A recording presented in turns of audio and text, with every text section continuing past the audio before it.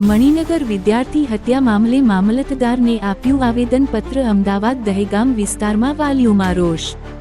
અમદાવાદમાં કાયદો અને વ્યવસ્થા બિલકુલ નિષ્ફળ નીવડી હોય તેવા સવાલો ઉઠ્યા છે।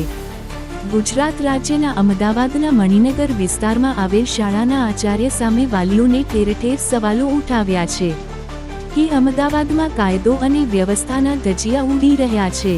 સામાન્ય જેવી બાબતે હત્યા કરી નાખ્યાની ઘટના જાહેરમાં આવી છે કે અમદાવાદમાં ગુંડાગર્દી કરતા તત્વો નિર્દોષ લોકોને મોતને ઘાટ ઉતારી રહ્યા છે।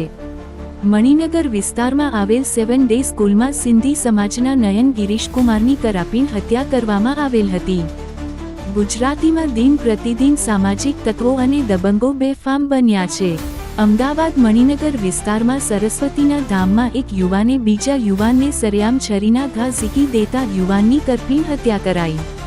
આ ગંભીર દુર્ઘટના શિક્ષણ જગતમાં એક ગંભીર દાખલો બેસાડે તેવી દુર્ઘટના ગુજરાત પ્રથમવાર સરસ્વતી ધામમાં બનતા ગુજરાતના વાલીઓને શાળાના આચાર્ય અને શિક્ષકો સામે આક્રોશ વ્યક્ત કરતા જણાવેલ કે શાળામાં વિદ્યાર્થી ઘાતક હથિયાર લઈ આવેલ તેની દેખરેખ ન રાખતા આ ઘટનાને અંજામ આપતા દહેગામ પૂંચ સિંધી પંચાયત સમાજના વેપારીઓને મહિલાઓને રોષ વ્યક્ત કરેલ। આજે દહેગામ વેપારી મહામંડળના વેપારીઓ મહિલાઓને મૌન રેલી કાઢી દહેગામ તાલુકા સેવા સદન કચેરીના મામલતદારશ્રીને આવેદનપત્ર આપી કાયદેસર પગલાં ભરવા રજૂઆત કરવામાં આવી હતી।